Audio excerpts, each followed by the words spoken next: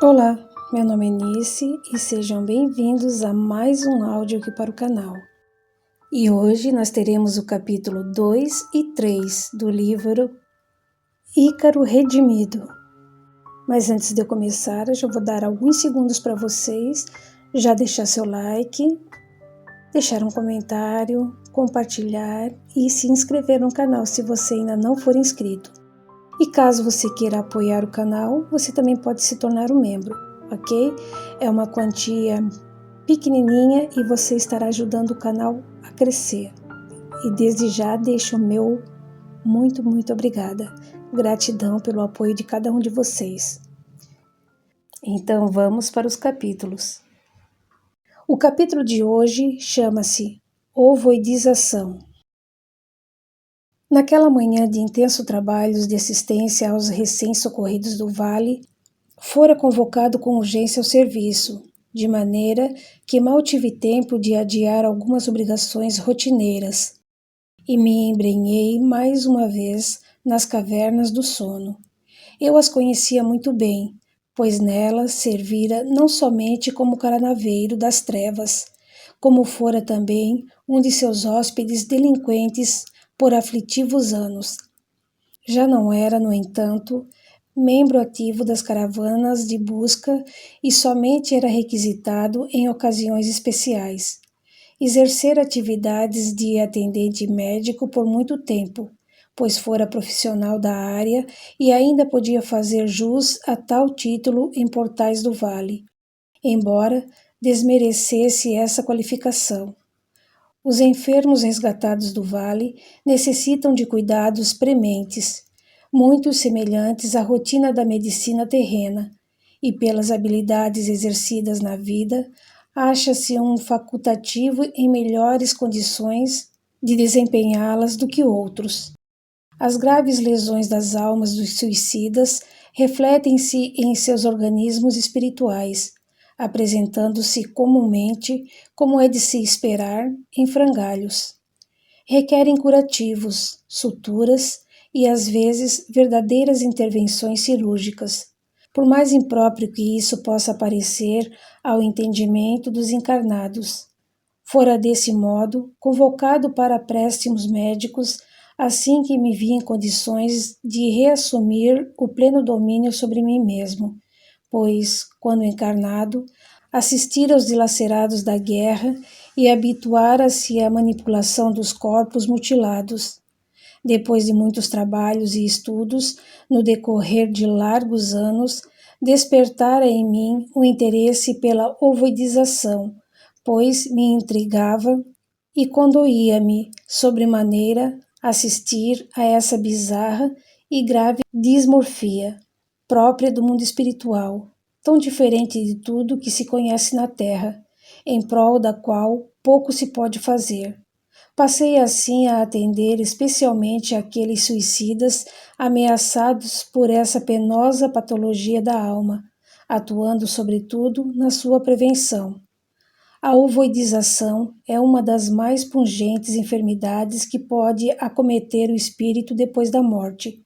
Consiste na perda da consciência ativa, quando o eu consciente desmorona-se completamente, em decorrência de atrozes e insuportáveis sofrimentos, voltando-se sobre si mesmo, anulando-se e perdendo todo o contato com a realidade.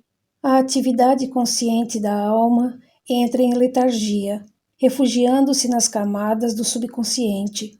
O pensamento contínuo se fragmenta, perdendo seu fio de condução, e a estrutura perispiritual se desfigura completamente, desfazendo sua natural conformação humana, adquirindo o formato aproximado de um ovo, cujas dimensões se aproximam de um crânio infantil. O processo é em tudo semelhante ao das bactérias que se insistam diante de condições adversas de vida, aguardando novas oportunidades para retornarem à atividade normal. A ovoidização é processo incurável no plano espiritual, sendo uma das mais graves enfermidades de nosso mundo, e somente pode ser revertido em reencarnações expiatórias. quando o espírito reencontra-se com um novo ambiente de manifestação e pode refazer o metabolismo do seu consciente. Várias reencarnações, porém, se consomem em tentativas frustradas, de modo que a perda evolutiva é imensa para esses infelizes seres. Muitos regridem à condição tão primárias da vida humana que necessitam reencarnar entre povos primitivos, a fim de que a rudeza dos organismos ainda involuídos possam suportar-lhes a grave patologia, sem se desfazerem em malformações congênitas, incompatíveis com a biologia humana. Por isso, existe em Portais do Vale um departamento de serviços que se empenha em estudar e tratar preventivamente a ovoidização, onde eu situava naquela época os mais singelos esforços de serviços e pesquisas. Os suicidas que dormem nas cavernas do sono são os candidatos naturais à ovoidização. Permanecem em sono reparador, em baixíssima atividade consciencial, por anos a fio. Ao iniciarem, no entanto, o departamento, a rápida percepção da amarga realidade que lhes assedia pode deflagrar, de imediato, mediante reflexo de defesa, a retirada apressada para camadas ainda mais profundas do inconsciente inferior. Esse reflexo não somente inibe totalmente o despertar, como retrai o metabolismo mental, motivando por novo impulso de contração, estabelecendo-se a ovoidização de forma incondicional. Por isso, quando o serviço de vigilância de nossa colônia identifica almas em tais condições, com indícios de ovoidização, somos convocados em regime de urgência. Nesse instante, ainda podemos atuar, antes que o suicida deflagre a contração do eu, tornando o processo tardio demais para ser revertido em nosso mundo. O suicídio é possível também no plano do espírito, e não somente na carne. Quando encarnado, pode o ser danificar sua veste orgânica de tal modo a torná-la incompatível com a vida na matéria. Na esfera espiritual, no entanto, o perispírito possui mecanismos regeneradores muito mais eficazes, de modo que destruí-los por dano físico é praticamente impossível. Mediante a contração da atividade consciente, no entanto, é permitido ao ser continuar negando a sua existência, fugindo de si mesmo. Desta forma, podemos considerar de fato a contração ovoidal como um autocídio espiritual. Como se vê, temos também nossos suicidas. Pressupõe mera tentativa de fuga da realidade, suicídio que envolve o espírito depois do túmulo e não a distinção da individualidade, pois tal não é possível no plano em que nos projetamos. As causas do encistamento da alma são as mesmas que motivam o autoextermínio na carne. O desespero diante de sofrimentos intoleráveis, somados à falta de preparo para a existência no plano espiritual.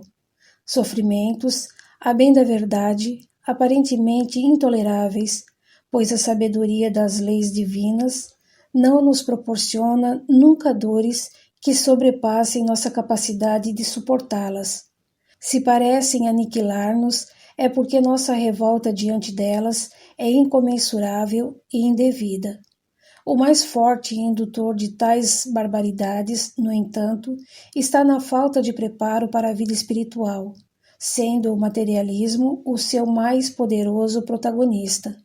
Materialismo que se desenvolve diante do enfraquecimento do pensamento religioso do homem moderno, desgastado na ideação de fórmulas mentais arcaicas, não lhe proporcionando mais subsídios para a crença no espírito. Os apelos de um ser que aprendeu a raciocinar e a crer na razão não podem mais ser satisfeitos por uma fé cega que macula o conhecimento, genuína conquista da ciência. Como se vê, urge lutarmos contra tal situação a fim de que a penúria do espírito seja desterrada do planeta e banidos os riscos do mergulho na inconsciência. não destituindo as consequências modernas que representam valores reais e não podem ser questionadas, mas renovando o pensamento religioso do homem terreno, para que o seu frio racionalismo não sufoque a alma que anseia pelos genuínos bens da eternidade. Semeemos novamente as verdades que consolam, verdades que nos foram reveladas desde que aprendemos a pensar, mas que acabaram esquecidas e que precisam ser relembradas e reestruturadas, compatibilizando-se com o nosso avanço intelectual. Por isso, a implantação do Espiritismo na Terra, protagonizando a fé alicerçada na razão, pode ser vista como uma das maiores vitórias do plano espiritual superior na atualidade. Os ovoides, espíritos em fuga de si mesmos, como se pode deduzir, aumentam assustadoramente nos dias atuais, permanecem espalhados pelo vale dos inconscientes, atados a rochas ou troncos de árvores, pois podem segregar substância pegajosa que os fixam a qualquer superfície. No entanto, preferencialmente aderem-se a outros seres vivos, encarnados ou não. Tristemente temos que considerar que o ovoide se torna, na verdade, um parasita. Como todo ser vivo, seu metabolismo, embora baixíssimo, devido às suas reduzidas necessidades, precisa da absorção de seivas vitais para sua subsistência, não dispondo de meios para produzi-las. A manutenção de sua exígua vitalidade somente pode ser levada a efeito mediante a aquisição de recursos vitais externos, provenientes de outros seres. A anatomia e a fisiologia dos ovoides adquirem assim todas as características próprias dos parasitas da Terra, especializados na assimilação e metabolismo de forças vitais roubadas de outros seres vivos, embora qualquer tipo de energia vital possa servir-lhes para este fim. Aquelas que melhor se adaptam às suas necessidades e para as quais eles se especializam são as energias do psiquismo. Por isso, o hospedeiro natural do ovoide é a mente humana. Devido a esta característica, o ovoide comumente são escolhidos por espíritos dedicados ao mal, que os utilizam como instrumentos de torturas humanas. Eles podem atá-los aos cérebros de inditosos obsediados, minando suas forças e deteriorando suas resistências psíquicas através do escoamento de suas forças mentais. Induzem assim não somente a depressão, mas a demência e a loucura, desequilíbrios de difícil remissão, tanto na carne quanto no mundo espiritual. Sendo os ovoides joguetes nas mãos desses infelizes, natural que este seja outro motivo para se lhes evitar, a qualquer custo, a proliferação no Vale dos Suicidas. Muitos poderão se perguntar por que a lei de Deus, que é sobretudo bondade, permite a existência desse estranho parasitismo, infectando a intimidade consciencial de espíritos de consideráveis conquistas evolutivas, deixando-os expostos a esta cruel e aparentemente injusta expoliação. Podemos apenas responder que tal regime de desamor é o mesmo que impera no mundo da carne, com sua dura realidade, onde o parasitismo subsiste como norma de vida entre criaturas de diferenciados níveis evolutivos.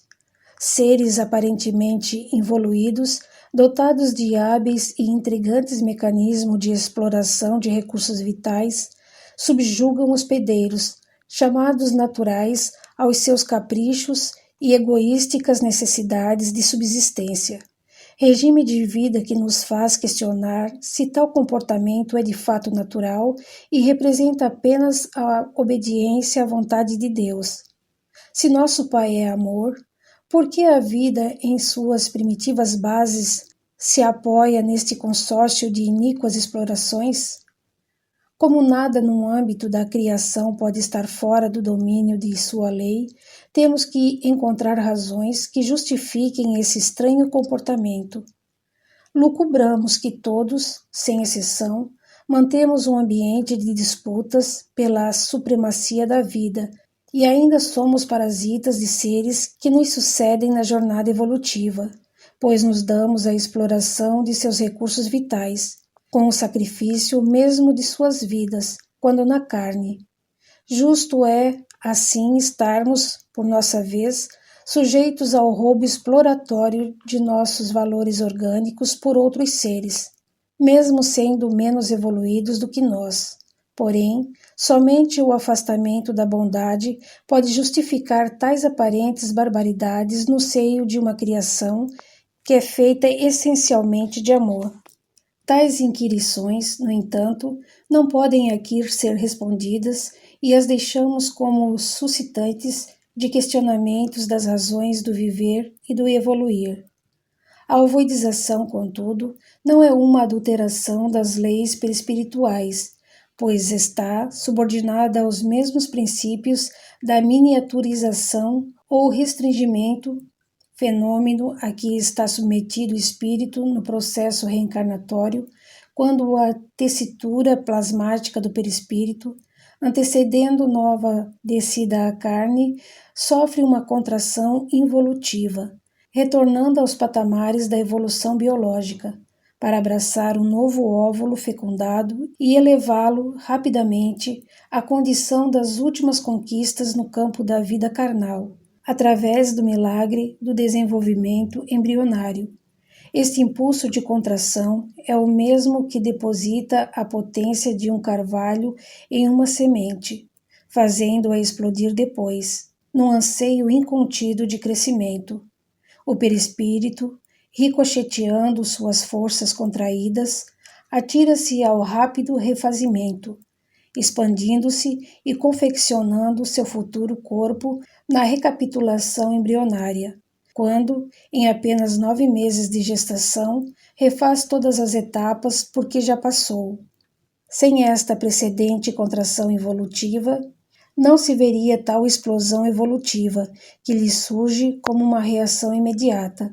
É assim que temos aprendido que o perispírito está sujeito, como todo fenômeno da criação, às forças de contração e de expansão. A ovoidização, portanto, em última análise, é apenas uma contração ou miniaturização patológica, pois ocorre distante do momento reencarnatório. Não encontrando o reservatório uterino, meio indutor, mantenedor e protetor de tal processo, o ser, em franco processo de contração, estaciona-se na fase ovoide desse percurso, restringindo sua consciência às etapas mais elementares da vida biológica. Alguns observadores do nosso plano referem-se ao ovoide como sendo a segunda morte do espírito, fenômeno este muito pouco divulgado na literatura dos espíritos, dirigida aos homens por tratar-se de tema de natureza ainda muito complexa e que poderia causar maiores dúvidas e questionamentos entre os pesquisadores da Terra. De fato, a morte ovoidal pode ser considerada a segunda morte, porém, para o perfeito esclarecimento do estudioso, devemos compreender que se trata apenas de um dos patamares onde pode estacionar a contração perispiritual. O ovoide ainda traz um metabolismo vital, embora bastante reduzido, mostrando, ademais, resíduos de atividade consciencial, sendo, portanto, apenas um dos limiares em que estagia o ser rumo à segunda morte. Na realidade, esta é o resultado de aprofundamento em nível ainda mais inferior da condensação evolutiva, acometendo espíritos com alto quilate de rebeldia e maldade, levando-os à completa estagnação da consciência, com a total perda da atividade vital, fenômeno raríssimo e conhecido também como a petrificação perispiritual. Isto, entretanto, pressupõe apenas o limiar do mergulho do ser no abismo da inconsciência e não a anulação de sua individualidade. Naturalmente, trabalhando nos ambientes espirituais onde se recolhem as almas embaladas por estes impulsos autodestrutivos iniciados na carne, na ação suicida, achávamo-nos envolvidos por esta exótica e triste patologia do espírito, e a ela dedicávamos nossos estudos, abordando-a em toda sua dura realidade, a fim de encontrar meios eficazes de auxílio, interferindo como possível e como nos permite o Senhor da vida. À guisa de esclarecimentos para o estudioso, é preciso considerar que, além da exaltação do impulso contrativo no suicídio, o perispírito está sujeito ainda a alterações do movimento contrário, ou seja, a expansão inadequada. A hipertrofia perispiritual é patologia que guarda igualmente a sua gravidade, sendo também identificada e estudada no plano do espírito em que nos achamos. As forças perispirituais hipertônicas se responsabilizam pelos crescimentos celulares exagerados, quais os tumores de qualquer natureza e a hiperatividade de qualquer função orgânica identificada pela medicina terrena. Guardam sua origem nos estímulos do psiquismo doentio que se apoiam num exagero do eu, como os sentimentos exaltados do egoísmo e egolatria, vícios da alma a que todos, sem exceção, estamos afeitos neste planeta. Capítulo 3. Heitor, o novo amigo. Bendito aquele que vem em nome do Senhor. Salmo 118, versículo 35. A direção de nossos trabalhos, identificando em Alberto o suicida que despertava nas cavernas do sono, um risco iminente de ovoidização, convocara-nos para a atuação sem demora. Olegário, meu dileto companheiro de serviços, aguardava-me para a partida imediata. Tínhamos pouco tempo para os procedimentos habituais necessários à jornada, e devíamos apressarmos-nos. Não pensem os amigos que podemos penetrar nas trevas sem o devido preparo. Quais os mergulhadores da terra, é necessário precavermos-nos com uma série de cuidados especiais. Não que devêssemos nos meter em escavandros especiais próprio para as águas, mas para se visitar as cavernas do vale, é preciso que se tomem algumas precauções, se não se é um espírito superior. Os espíritos de grandes conquistas evolutivas podem adentrar nesses ambientes, ocultando suas luzes para não serem notados, e com seus avanços padrões vibratórios, de modo geral, são imunes aos fluidos do ambiente. Nós, no entanto, assim como a imensa maioria dos trabalhadores de Portais do Vale, espíritos de medianas aquisições morais, não podemos perambular pelo vale sem adotar cautelas que nos protejam das nocivas correntes vibratórias e nos previnam do assédio das entidades das trevas.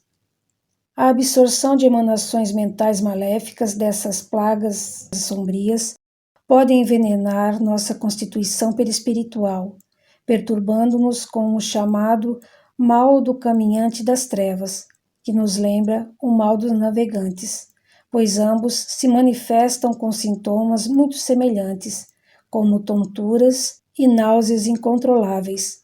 Certo é que, como não estamos imantados por dano de consciência às redes do mal que aí dominam, não precisamos temer o ataque direto de entidades das sombras.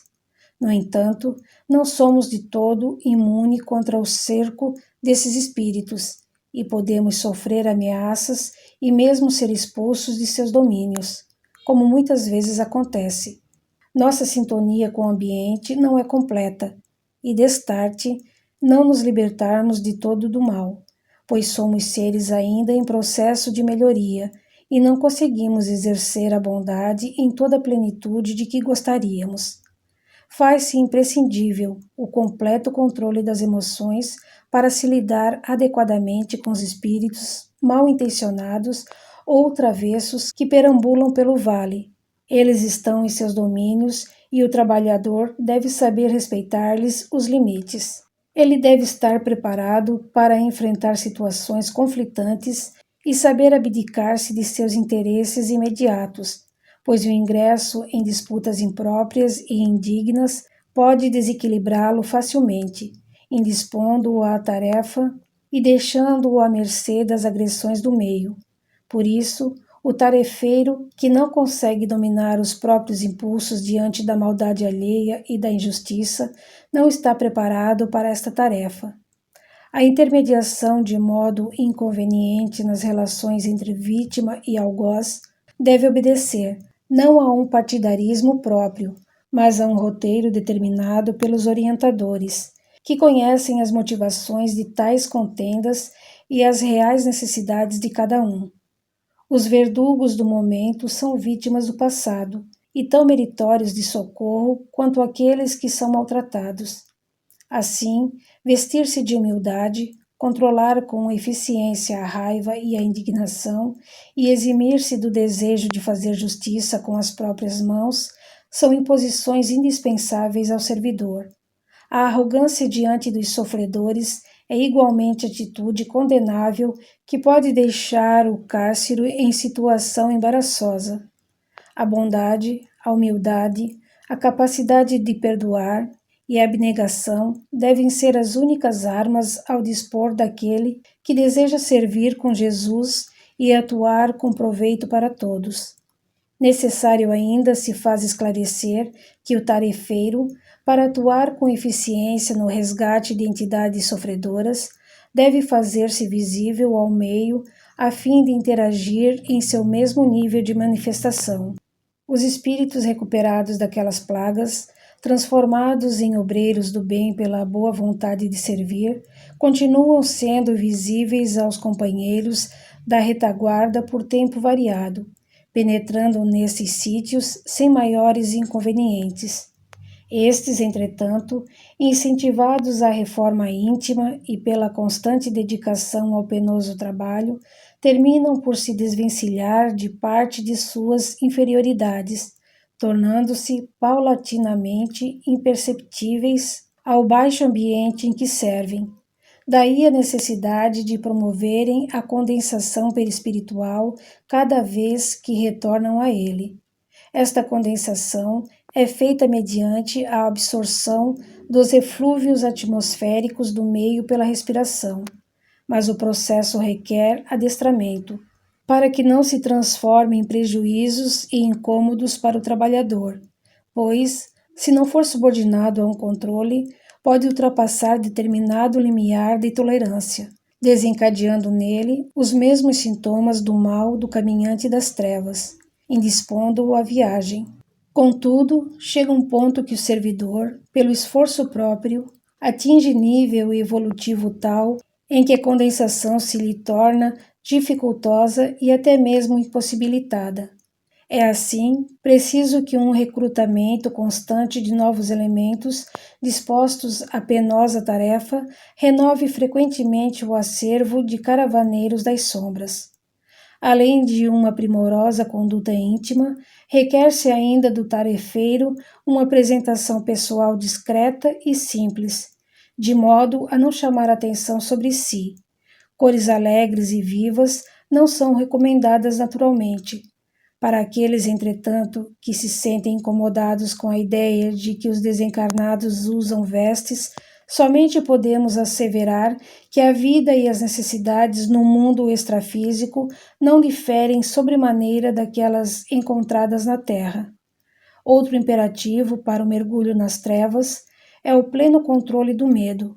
Como o trabalhador se acha adensado, sua presença torna-se perceptível não somente aos sofredores, mas também aos seres malignos que as habitam, quase sempre dispostos a recebê-los com animosidades.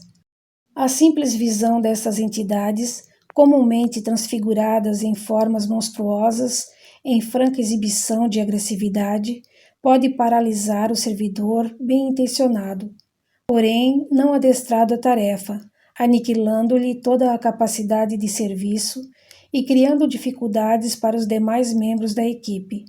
Por isso, desenvolve-se em Portais do Vale longas sessões de treinos especializados com o propósito de dominar o medo com eficiência.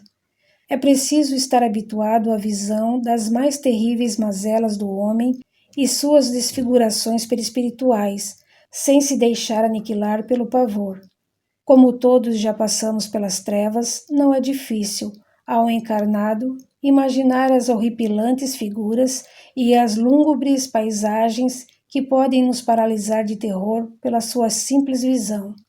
Não obstante a boa vontade de servir nas sombras, é necessário ainda estar habilitado a lidar com suas ameaças. Ameaças que são mais ilusórias do que reais e que mais despertam pavor do que realmente significam algum dano à nossa integridade.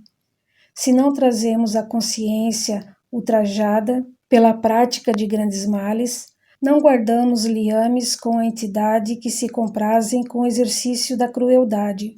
Espíritos que são muito mais infelizes e necessitados do que realmente perigosos, podem inibir e assustar aqueles que se lhes mostram suscetíveis. Atividade na qual se comprazem e da qual tiram proveito como única fonte de suas parcas alegrias. Assemelham-se a adolescentes imaturos e inconsequentes, que se deleitam em perturbar a ordem estabelecida pelo simples prazer em dar vazão aos seus instintos rebeldes.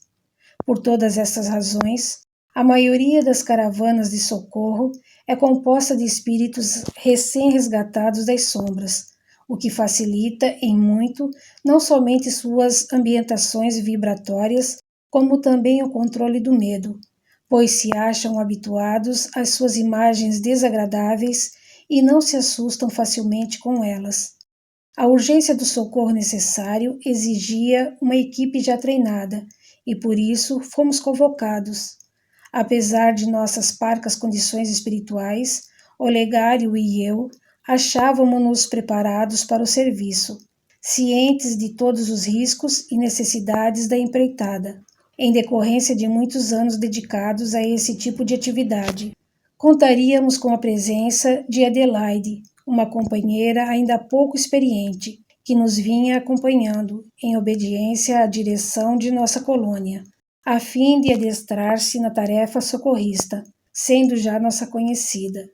Ao chegarmos ao posto avançado, já estava ela aguardando-nos para a partida imediata. 2 guardas de portais, que a acompanhavam zelosos, despediram-se de imediato ao chegarmos, em busca de seus afazeres. Faziam-lhe companhia enquanto estava sozinha, cumprindo apenas com as gentilezas de nossa colônia, pois ali não havia ameaça alguma à sua pessoa.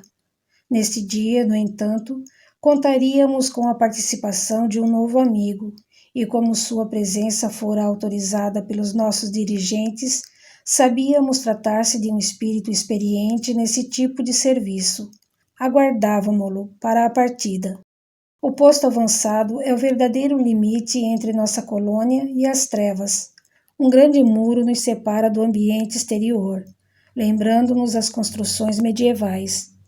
Ervas robustas e ressequidas lhe sobem pelas pedras, espinhosas e desprovidas de flores, emprestando às suas velhas paredes uma beleza rude. No alto, vislumbra-se um céu de chumbo, com suas nuvens lúridas e ameaçadoras, emoldurando permanentemente a extensão do soturno vale, onde o sol jamais fulgura com seus raios de vida. Enfim chegava Heitor, a quem esperávamos para a prece antes da partida. A paz esteja convosco, irmãos. Saudou-nos com discrição um novo amigo. Só posso pedir aos céus que os recompensem por esta hora de serviço em prol dos que sofrem. Sou Heitor, e apresento-me como o mais humilde de seus companheiros. Trago do alto a recomendação para resgatar um espírito amigo que jaz neste abrigo de dores. Sua hora chegou, portanto, partamos sem demora. Heitor irradiava tal aura de simpatia que não tínhamos a menor dúvida de que se tratava de um espírito de escol, vindo de esferas mais elevadas do plano espiritual. Uma barba grisalha lhe emoldurava a afeição de bondade e sabedoria, exalando paz e convidando-nos à entrega confiante e imediata ao seu afeto. Suas vestes e sua aura nos diziam tratar-se de uma alma religiosa, talvez algum monge, amadurecido na dedicação ao próximo e na renúncia de si mesmo. Se não divisávamos sua luz, certamente era porque sua humildade lhe inibira o fulgor a fim de não nos constranger e não despertar a atenção dos infelizes seres de nossos escuros caminhos. Há muito não presenciávamos no vale um espírito de tão elevada estirpe a nos acompanhar, de modo que fomos imediatamente invadidos por confortante alegria e indizível sentimento de paz. Convocando a imagem de Jesus para nos abrigar às intenções e exorando a presença divina, proferia o amigo. Recordemos a palavra do Mestre que na parábola da ovelha desgarrada nos dizia: qual de vós é o homem que, possuindo 100 ovelhas e perdendo uma delas, não deixa as 99 no deserto e não vai atrás da perdida até que a encontre? E achando-a, põe-na sobre os ombros, cheio de júbilo, e chegando em casa, reúne os amigos e vizinhos e lhes diz: alegrai-vos comigo, porque achei a minha ovelha que se havia perdido. Digo-vos que assim haverá maior alegria no céu por um pecador que se arrepende do que por 99 justos que não necessitam de arrependimento. É verdade, meus amigos, o céu não é lugar para se desfrutar de felicidades solitárias. Por isso, o pastor que perdeu a sua ovelha é tão infeliz quanto ela mesma, e não descansará enquanto não a recuperar. Em seguida, fechando os olhos, proferiu uma prece sem palavras. Sentimos seu tórax inflamar-se suavemente, e um facho de luz, partindo das alturas, caiu sobre nós, inundando-nos de inexprimível contentamento. Tive que conter o meu impulso de sorrir, tal influxo de energias que sentia percorrer-me o íntimo e a felicidade que de inopino invadiu minha alma. Sem mais preâmbulos, iniciamos a jornada rumo aos portões que nos separavam do vale.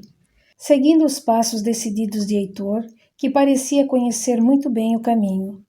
Nossa tarefa demandava urgência e não convinha delongar o nosso tempo com outras considerações que podiam ser adiadas. Neste percurso, no entanto, ainda podíamos entreter alguma conversação e aproveitamos para nos conhecer melhor, estreitando os laços que nos uniam no serviço. Esta era uma oportunidade que não podíamos dispensar, aurindo os benefícios que a tarefa nos ensejava. Heitor informava-nos, percebendo de imediato a primeira impressão que nos causara, que realmente minha intuição era acertada. Ele se achava ligado à ordem de natureza religiosa, pois se dedicara ao sacerdócio em suas últimas encarnações. Vivia no mosteiro dos Templários de Cristo, uma colônia de planos superiores, conhecida apenas por templários, onde dava continuidade à sua formação monástica. Servira, no entanto, nas caravanas de socorro do vale e por isso conhecia muito bem os seus caminhos. Trabalhando na Ordem dos Servos de Jesus por muitas décadas, pude exercitar o verdadeiro amor cristão e dar seguimento ao meu aprendizado no socorro aos necessitados, agregou Heitor. Assim o Senhor pode melhor nos ensinar a servir, pois na tarefa de resgate temos que renunciar ao nosso conforto e desprender-nos de antigas comodidades, forjando nossas almas no real espírito do servo cristão.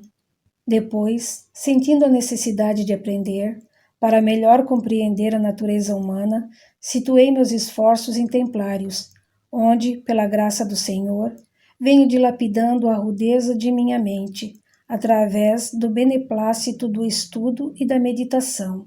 Ouvi, no entanto, os apelos de um espírito amigo, conhecido de longas eras, e não pude furtar-me ao seu socorro, pois senti nele a ameaça de irremediável mergulho na inconsciência. Por isso, solicitei de Portais do Vale a inestimável ajuda de vocês. O socorro, todavia, como sabem, é urgente. Heitor expressava em seu olhar tal ternura e influxo de bondade que, por um momento, nasceu-me na alma o ímpeto de atirar-me aos seus pés. Percebendo meus sentimentos, contanto, o nobre amigo desviou seus olhos e, com simplicidade, senti seu pensamento desfazer em mim qualquer atitude de reverência.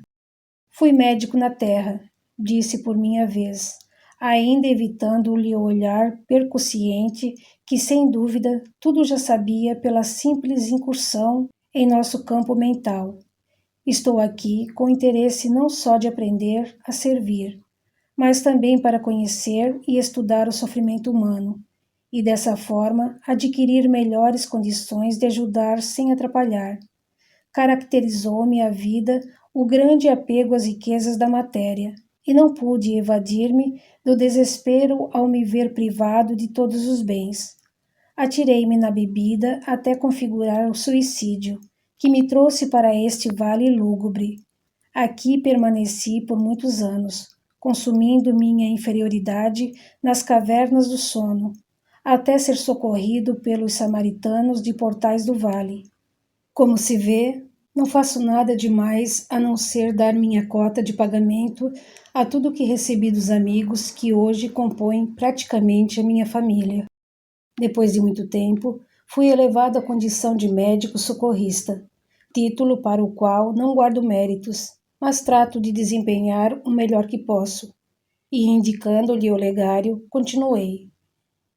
Este é meu fiel companheiro de excursões no vale. Foi militar quando encarnado e precisa adestrar-se no trato com os delinquentes, pois exercera sua atividade sem a necessária benevolência para com os malfeitores. Também foi socorrido do vale, através de nossa modesta ajuda, onde uma grande decepção amorosa o conduziu ao auto-aniquilamento. Aproveitamos a sua aparência robusta de soldado para intimidar os espíritos delinquentes que nos ameaçam nas incursões nesses sombrios caminhos. Ademais, alimentei o ódio nas guerras e preciso purificar minha alma, acrescentou Olegário, com sinceridade nas palavras. Realmente, Olegário era prestimoso companheiro, indispensável em minhas excursões pelo vale.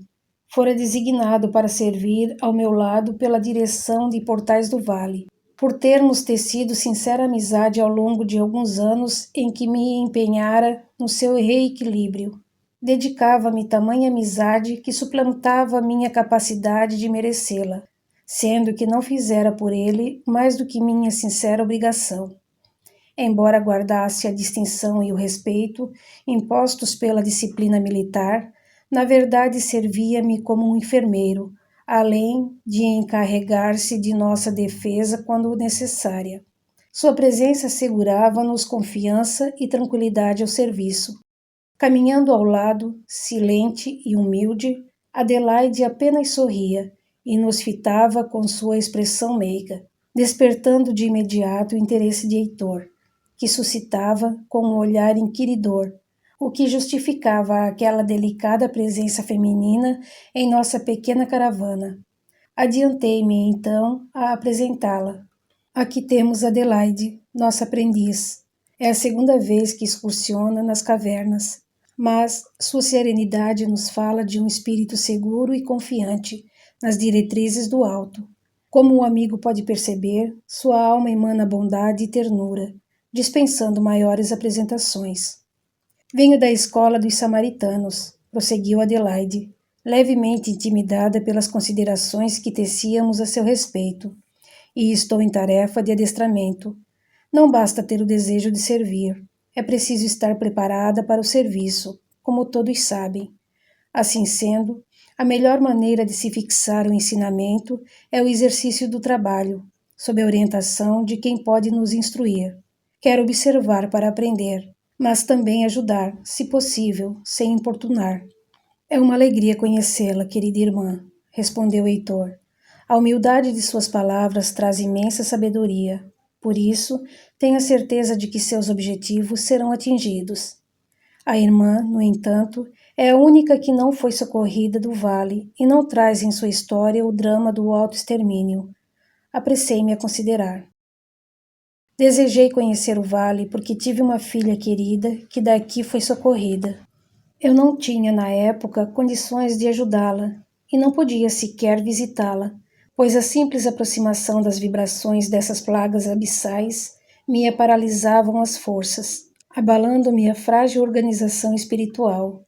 Sentia-me desvalida e infeliz por nada poder fazer e assim decidi empenhar-me no esforço de aprender a servir a quem mais precisa. Compreendi com Jesus que não são os sãos que precisam de socorro, mas os doentes, e os impuros dessas trevas são as criaturas mais necessitadas que já vi nas paisagens espirituais, onde viceja a dor. Hoje já trago o espírito mais fortalecido e posso caminhar por aqui sem que o horror me paralise. Quero conhecer de perto os serviços socorristas e adestrar-me neles, como uma maneira de recompensar a vida pelo muito que recebi, através do amparo à minha filha. Não convinha, contudo, delongar mais nossas interlocuções, pois chegamos diante dos enormes portões que nos permitiriam a entrada no vale, e com exceção de Olegário, que já se achava devidamente ambientado pelas suas incursões diárias, devíamos iniciar o adestramento perispiritual sem demora. Já treinados nos procedimentos habituais, começamos a alterar o ritmo respiratório a fim de sorver a longos haustos os fluidos reinantes. Adelaide, ainda pouco experiente neste exercício, demandava maior tempo a fim de promover a condensação progressiva. Sustentávamos-lhe o braço, pois a cada inspiração ela cambaleava ainda um pouco nauseada. Porém, já ciente dos procedimentos, não tardou para que obtivesse os resultados esperados.